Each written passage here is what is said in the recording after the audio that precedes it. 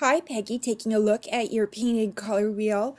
Um, Things look okay basically. Everyone struggled a little with violets, I think, and what you need there is a tiny touch of white to reveal the hue. Please make sure to see the post that I put at the head of each of the art assignments. Um, Also, you were asked to paint on separate paper and to cut out the painted shapes and paste them in place for a neat presentation. Looking at the digital color wheel here, well, I don't see 24 steps. Another matter is cyan, for example, ought to be opposite red. I'm looking for the RGB colors that were given to you in the assignment and also in announcements. And lastly, it looks as though this wasn't started at 300 pixels per inch. And I'm saying that because I see edges are jagged. Brett, that's a neat presentation with your painted color wheel. It all looks quite good. Maybe your red violet wasn't made with the right red. I'm not sure. It's looking a little brownish.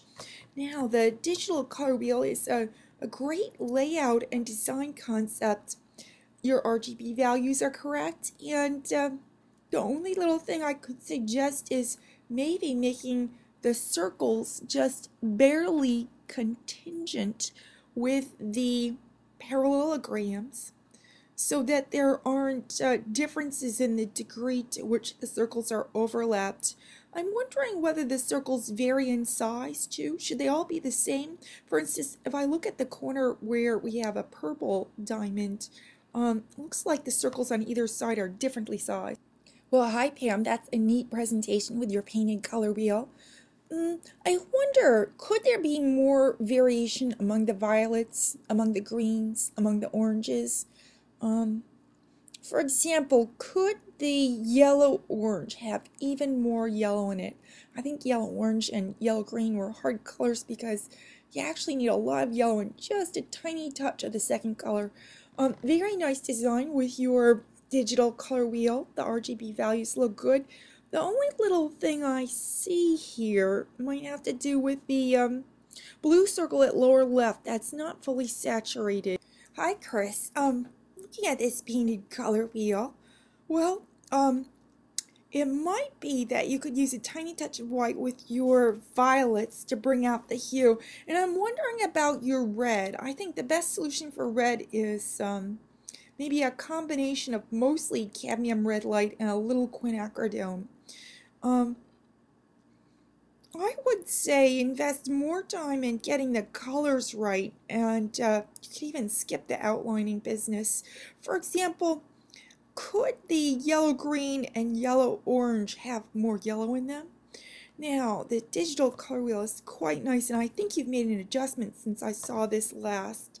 I wanted to have you take a look at the couple of reds to the left of red, between red and magenta. They're close to being fully saturated. Hi, Tim. I think most of your colors look pretty good with the painted color wheel.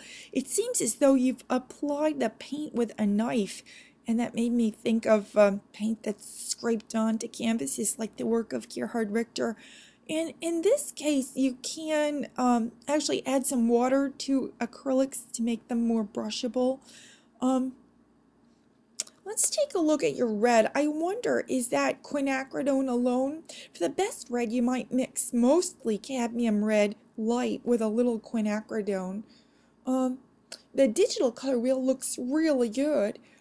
There might be one blue between cyan and blue that is not quite fully saturated. And maybe check your file to make sure that you have an even margin of white all around the design. Hi Sophia, your painted color wheel looks very neat and the colors all look quite good. If there was anything to say about it, maybe red, orange, and orange could be more different. The digital color wheel looks quite fine also. Took me a moment, but I saw your logic after I thought about it. I noticed that some of the primaries and secondaries are tall and skinny, while red and cyan are most prominent. Here, the only little suggestion I could make is maybe make sure that you have an equal margin of black all the way around your design. Hi, Carolyn. This digital color wheel looks pretty good. You have the colors in the right places. They're not all fully saturated, but I know you've joined us late, and you'll see how to figure out how to work the color picker for fully saturated colors here, for example. The painted color wheel looks really nice. I enjoy the neat presentation. One concern I have is your violet and red violet look a little brownish, and that might be because you didn't use quinacridone for your red. I'm not sure. Hi, Anne. I enjoy your neat presentation with your painted color wheel. Let's see. Violet and blue violet look very dark. Add a tiny touch of white to such colors to reveal the hue. Blue-green looks very dark too, and that leads me to wonder whether you used cerulean as your blue for mixing the greens. Maybe red, orange, and orange could be a little more different. Now, with your digital color wheel, how much fun! At first we don't recognize that this is built from paw prints, but I do like what you've accomplished, and your RGB values look good. Now let's see, if this were my design, I might make sure that none of the paw prints overlapped, that they might be contingent, just barely touching, for example, but not overlapping, and perhaps you could be more exacting through use of the grid with the layout. Hi, Becky. I recognize the care with which you assembled your painted color wheel. Let's see. The violet and red violet look as though they might not have been made with the proper red. I would use a quinacridone red for that. And is it possible that your greens all look a little too much the same? Like, could there be more blue and blue-green? Onto your digital color wheel, I think that your RGB values are good. I believe I reviewed this in a draft review, so you might like to turn to that for some more feedback. I do notice one peach color there adjacent to the yellow star, and you want your colors here to be fully saturated. Lastly, sometimes, when I'm working in Photoshop or Illustrator, I'll add a temporary layer, like an oval, that would help me align things. Hi, Vanessa. This is a rather nice layout for the digital color wheel. I noticed that the red and cyan have proper RGB values. I'm not so sure about other primaries and secondaries, however, and I'm a little at a loss to understand why there are 4 colors that have been highlighted with a special or larger shape and not 6, because we've got 6 primaries and secondaries. Now the painted color wheel is done with a lot of care, I can see. I was wondering if the greens maybe could be a little bit more different from one another, whether blue-green could have a little more blue in it, and whether there might be a good share more yellow in the yellow-green. Hi, Holly. I can see a lot of care went into the creation of this painted color wheel. Now, let's look at the violets. It might be that they are a little on the dark side.